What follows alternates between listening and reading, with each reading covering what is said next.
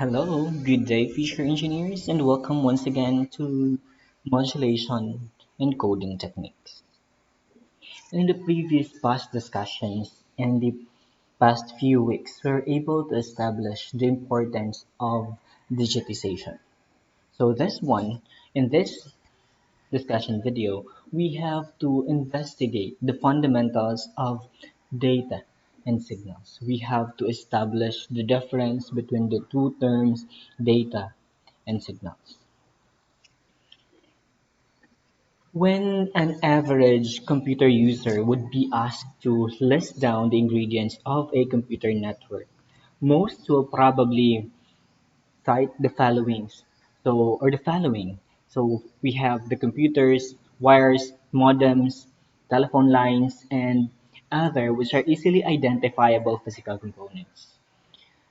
In this discussion video, we have to establish and deal primarily with the two ingredients that are more difficult to see physically. And this is what we are referring as data and signals. Data and signals are two of the basic building blocks of any computer or digital communication network. But they are not two terms that mean the same thing. Okay, take note, cite, or have a personal definition of what data is and what a signal is. Stated simply, a signal is the transmission of data. So that is the correct statement. Signal is the transmission of data. It is important to understand that any computer or digital communication system that wishes to transmit data must first convert the data into an appropriate signal. That one was already established in the previous discussion videos we had. So we already know in the previous videos and in the previous subjects that data and signals can either be in analog or digital form, which give us the four possible combinations of transmission. For example, we could transmit digital data using digital signals. We could also transmit analog data using analog signals or digital signals with analog data and so on and so forth. There's four of this and we have to discuss this later on. Okay, the four combinations that we have to discuss occur quietly frequent in computer or communication networks, and each has a unique applications and properties which we have to discuss in the different chunk of videos. So converting digital data to digital signals is relatively straightforward and involves numerous digital encoding techniques. So as we go on and progress with this subject, we have to discuss about different types of encoding techniques. So converting digital to analog signals is a recipe for a modem. So probably medyo familiar na kamo kung ano ang modem. Just a simple overview kung ano ang isa sa mga ginahimo sa modem. It is a device that allows a computer to transmit data over analog transmission systems such as a telephone line, for example. So converting analog data to digital signal is what people generally call as digitization. So two basic digitization technique will be discussed later on in the next nga mga coming weeks natin nga discussion. So we have to consider that converting analog data to analog signal is fairly common, or we have to recall that one. So that one, yun plus start, siya establish siya natin sa ating communication one nga subject. And for example, sina ginagamit natin for cable television, so the type of communication is analog to analog. So a big question arises during the study of data and signals nga kinahanglan ta tun-an or nga kinahanglan naton mangin interested sa sini nga topic or sa sini nga level of detail subong. The answer to this question is that a firm understanding of the fundamentals of communication system will provide us a solid foundation for the further study of more advanced topics of communication, digital communication, networks, and uh, data nga topics or subject in the next semester. All throughout this discussion, you are expected to distinguish between data and signals and cite the advantages of digital data and signals over analog data and signals. We have to identify three basic components of a signal, discuss the bandwidth of a signal and how it relates to data transfer speed, and identify signal strength and attenuation and how they are related. We have to outline also the basic characteristics of transmitting analog data with analog signals, digital data with digital signals, digital data with analog signals, and analog data with digital signals. Later on, we have to identify two most common digitization techniques and describe their advantages and disadvantages. So I would have to make a note here that these topics will not just be presented in one whole video, but this will be chunked in order for us to fully understand the whole concept. Okay, this one, amo na yung gina-mention natin kaginang four possible types of transmission of data or signals. So analog to analog, digital with analog, and analog and digital. So later on, sa next ng mga discussion videos, dito ta lang na siya i-plastar, dito ta lang siya lantawon liwat. But for this one, let's leave this as amuni and if fully discuss na lang siya later on. So we have data and signals. Okay, information that is stored within your digital devices or your computer system and transferred over a computer network can be divided into two categories. So we have data and signals. So what is the difference between the two? Data are entities that convey meaning with a computer or computer system. So common examples ang ginatawag natin nga data or data, hambal nila sa iba nga pronunciation, is that number one, we have a computer file. Computer file of, for example, names and address ninyo stored in a hard disk drive. So, example, isang data. Next, pwede man nga movie. For example, movies ang Squid Game, movies ang ano da nga mga series na ginalantaw ninyo on a videotape or a video disc. So, example of a data music stored on your CD or compact disc, collection of samples nga na-retrieve for example sa swab test or sa mga test nga gina conduct sa mga laboratories. So a favorite mga selfie or photograph that has been digitized kag store for example sa floppy disk, data na siya. Even mga sales figures sa mga stores nga uh, gina-store nila for the last 6 months before example nga sales or data of uh, kung pila ang nabaligya or pila ang ilang ginansya. So, data. In each of these example nga gin-present naton, some kind of information has been electronically captured and stored on some type of some computer storage devices. So, example, sa mga storage devices, sige mention natin, we have DVD, floppy disk, mga disk drive, tanan-tanan na. So, if you want to transfer this data from one point to another, either by using a physical wire or by using radio waves, the data has to be converted first into signal. So, remember lang, para ma-transfer ta ang data from one to another, dapat i-convert ta siya dana into signals. So, what are signals? Signals are the electric or electromagnetic encoding of data and or used to transmit data. Common examples of signals includes number one, we have telephone, for example, a conversation transmitted over a telephone line. We have a another example is a live television nga news. For example, interview sang mga specific ng personality. So, nga ginatransmit naton over a satellite system. So, signals man na siya. Example of signals. Next, we have a term paper. So, term paper transferring over a printer cable. So, between a computer and a printer. Signal na siya.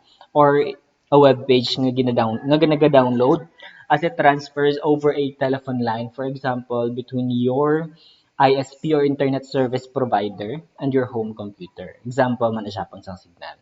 In each of these examples na present ko, data is a static entity. But silingon, ara lang siya stored in some specific devices. Uh, if it is transmitted over some type of wire or airwave in the form of a signal, it will be converted into a signal or a dynamic na entity. Kung gina-store lang siya, that is a data. Kung nag-move na siya or nag-transfer siya or na i-transmit mo siya, it will be converted into a signal first. So, kumbaga kung i-relate na siya in the field of science or in the field of engineering, do pwede to siya ma-relate in the field of potential and kinetic energy. So, bali do potential energy ang aton nga data, pero kung mag-move na siya or mag-iyo na siya, mangin dynamic na siya, so do kinetic energy na siya in the form of signals. So take note that some type of devices is necessary para makakonvert kita sa static data into a dynamic na signal. However, before examining the basic characteristic of signals and sa aton nga mga conversion from data to signals, so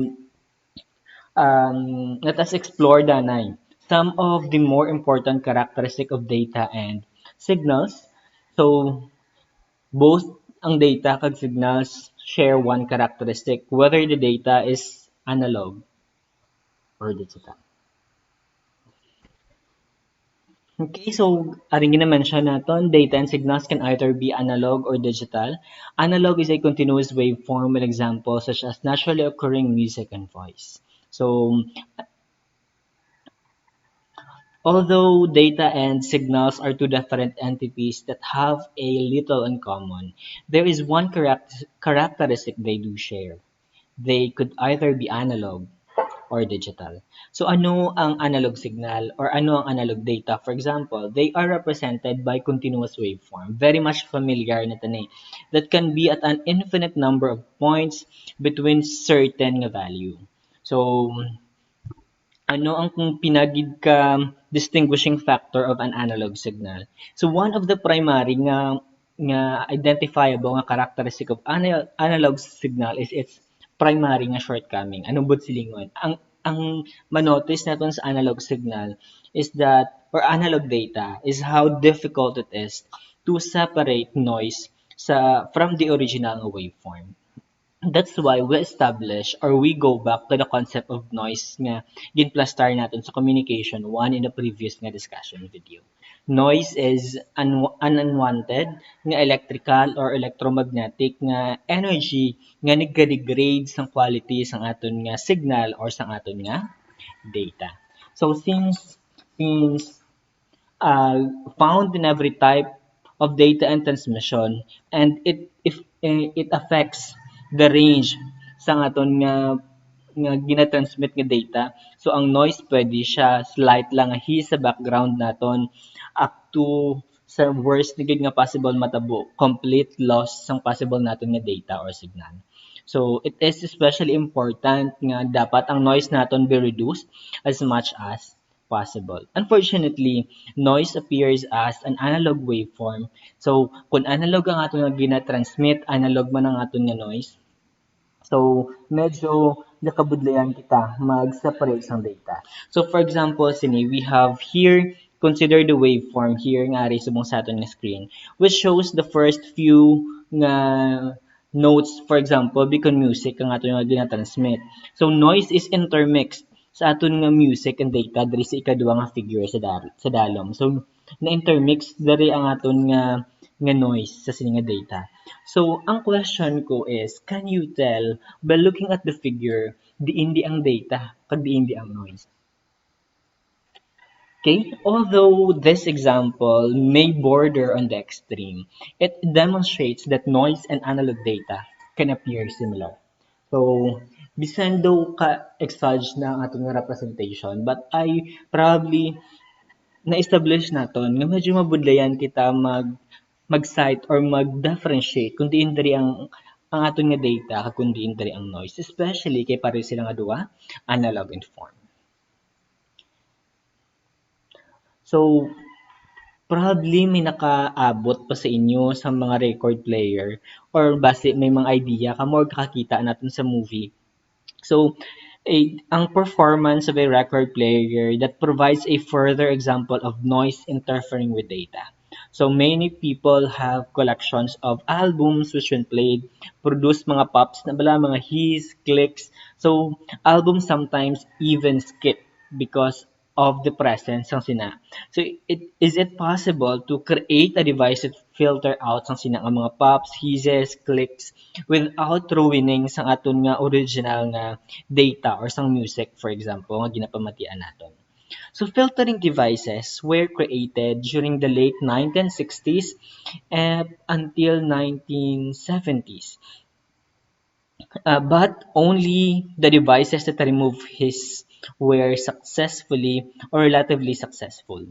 So devices that removes sang sini nga mga noises nga present sa aton nga data, wala siya amo gina nag-click because they are expensive digital devices. So medyo mahal siya for just for sa amo lang na purpose bala. So another nga example of noise interfering with an analog signal is the hiss you hear when someone is talking in a telephone. So often, ang ina nga mga background nga hiss is so slight that most people don't notice it. So occasionally, however, ang ina nga hiss or ang ina nga background noises rises to such a level that it interferes with the conversation. This are even though sa mga aton nga mga online classes, mabatian nyo na because of either incompatibility of the headphones na ginagamit or even sa signal mismo. So there is a tendency nga nabatian kita nga background noises nga gahagong lang siya or may daw may static or may mga pops kita nga gakabatian or hiss sa especially kung wala naghahambal ang ating nga speaker.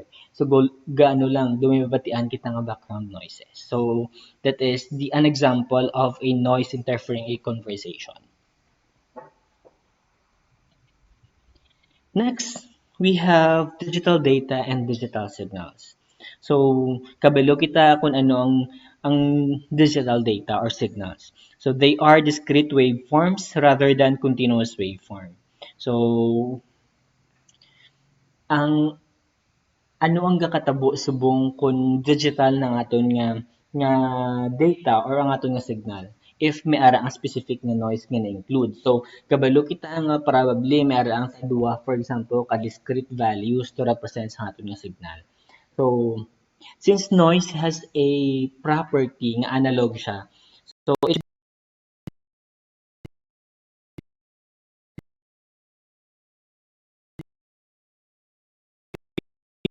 sense of noise diri. So we could distinguish kung din diri ang noise sa kung ano ang ating original na data. So if the amount of noise is remains low enough that the original digital waveform can still be interpreted, I mean. So then the noise can be filtered out, leaving the original natin na waveform. So despite may presence pa siya, pwede dito pa siya po ma-recognize ta lang kung anong itsura sa ating original nga waveform. Pero there is a possible tendency, especially kung ang aton nga noise becomes so great that it is no longer possible to distinguish a high from low. So probably maruin man good or ma-destroy man good ang ating signal. Example, sini amo ning itsura. So medyo there is a tendency man good nga hindi ta na siya ma-recognize ang original natin nga waveform. Okay, basic in cluster naton. So although the ability to separate noise from digital waveform is one of the great strengths of digital system. So, despite nga amo na ang pinagid ka-advantage niya. When data is transmitted as a digital signal, the signal will always incur some level of noise. Bisan digital pa na siya. Especially, kabalo kita, based on the previous discussion videos or based on the previous gid nato nga subject sa communication, that as our signal passes through our channel or medium, probably may attenuation nga matabo, may noise nga pwede ma-add sa aton nga specific nga signal. So it is a relatively simple process to take a noisy digital signal and pass it through sa aton nga mga filtering device that removes a significant amount of noise leaving sa aton nga original data. So kung nakita ninyo sa aton nga previous nga block diagram, so may mga specific kita nga processes nga ginahimo just to filter or may ara kita sa mga specific components sa receiver kag sa aton nga transmitter para ma-avoid naton ang noise. So despite sa sini nga strong advantage sang digital over analog, hindi Japon tanan-tanan nga system nagagamit sang digital signal to transmit data. Nga ano ay hanang possible reason nga amo ni nga wala hindi tanan nagagamit digital data. So take note that the electronic equipment used to transmit a signal through a wire or over some airwaves, for example, usually dictates kung ano nga type of signal ang aton pwede i-transmit. So, may ara lang mga certain electronic equipment nga capable lang of supporting sang analog lang nga signal. Ang iba naman nga mga equipment or even iban nga mga medium or iban nga mga wires nga ginapanggamit naton can only support digital data. That is the reason nga ang may gagamit analog o may ara gagamit digital. And dependent man siya if ano nga type of application ang aton nga paggagamitan.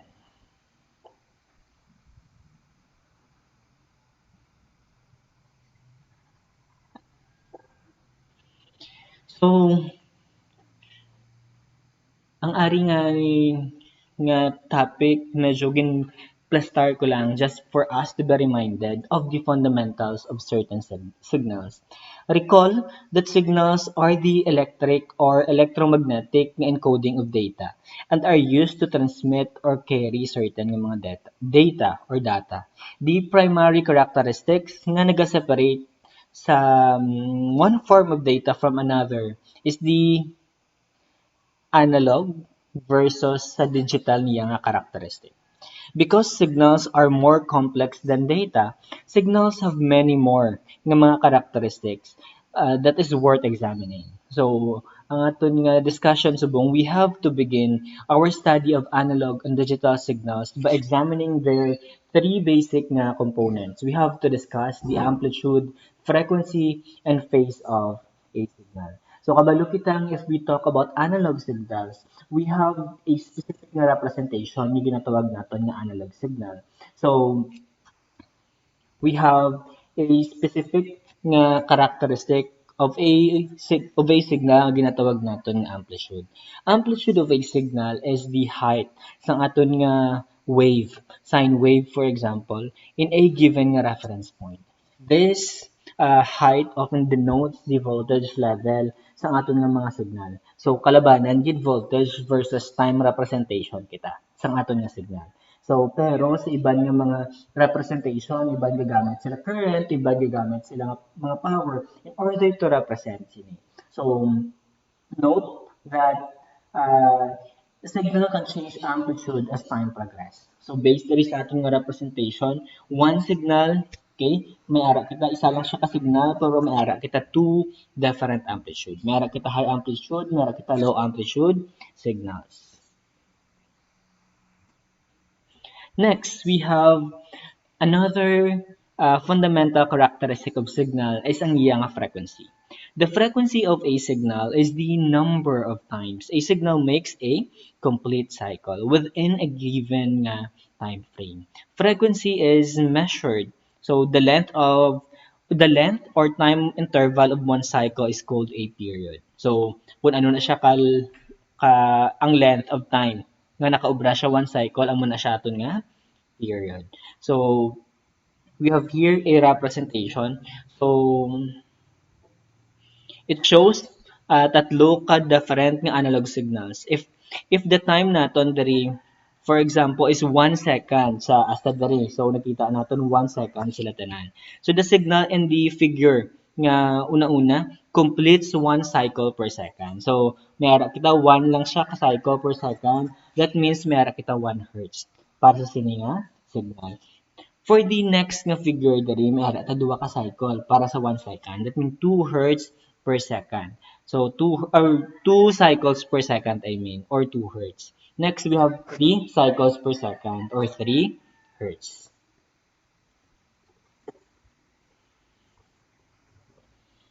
Okay, so human voice, audio, even mga video as well as most signals are actually composed of multiple frequency. Damo-damo nga possible nga frequency. These multiple frequencies are what allow us to distinguish kung sino ang naghahambal. So, because of a certain frequency, balaga ka-recognize na nato nga siya na ang gahambal or iya na tingog. So, just recall lang that the average ka human voice usually goes so no lower than 300 hertz and no higher than 3,100 hertz. So, amo natin nga voice nga ginagamit. Voice range naton from 300 hertz up until 3,100 hertz. So, sa mga specific instrument, for example, piano has a wider range of frequency.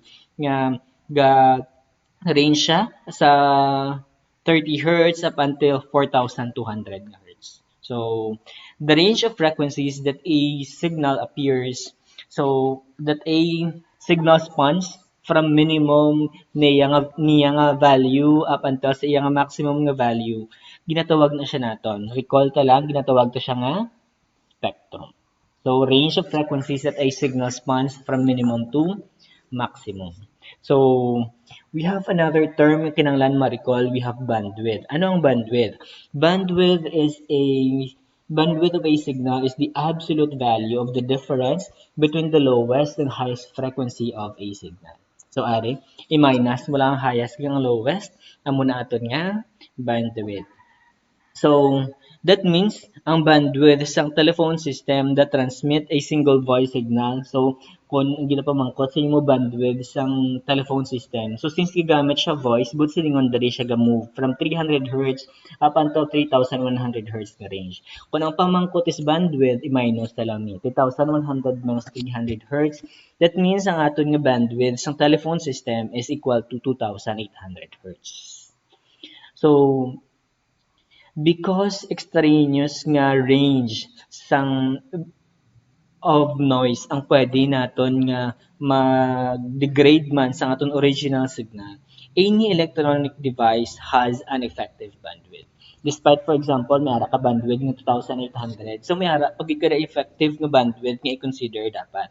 Or do may ara ka dapat sang additional dari nga i-consider para sa mga noises. So, later on, if you'll be working as a future engineers na when making communication decisions, so many professionals rely more on the effective ng mga bandwidth than the bandwidth nga ginasuma naton. Since most situations deal with real-world problems wherein pwede naton ma-encounter ang different type of noises kag mga interferences.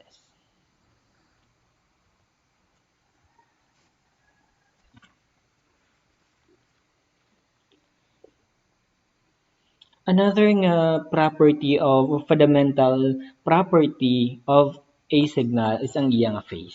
So phase of a signal is the position of a waveform relative to a given moment of time or relative to time zero. So sa sini nga representation kung makita naton, so the waveform oscillates from up and down. So in a repeating fashion. So syempre maamo lang na siya dire-diretso lang. So note that the wave never make an abrupt change, but it is continuous nga sine wave. Sa una-una natin nga figure. So since wala ka, so kung wala sang phase change nga matabo, so dire-diretso lang ang ating nga sine wave. A phase change or phase shift sa ibang mga libro. So involves jumping forward or backward in the waveform at a given moment of time. So jumping forward one half of a complete nga cycle is 180 degrees nga phase change. Imbis madiretso pa siya tani halin diri pa kadto diri, so nag-jump siya sang sini nga part and then nagdiretso siya pa kadto diri. Next 90 degrees imbis i-continue niya pa ni nga part, diri na siya dayon diretso. Okay, mera ka jumping or pag forward diretso sa aton nga signal. Okay, so amo na siya ang mga fundamental characteristic of a signal. So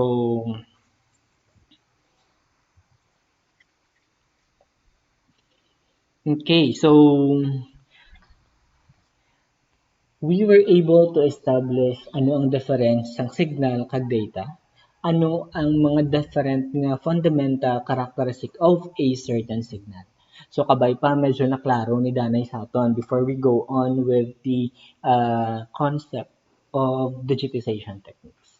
So for this one, this is it for this discussion video. Thank you, stay safe, and God bless.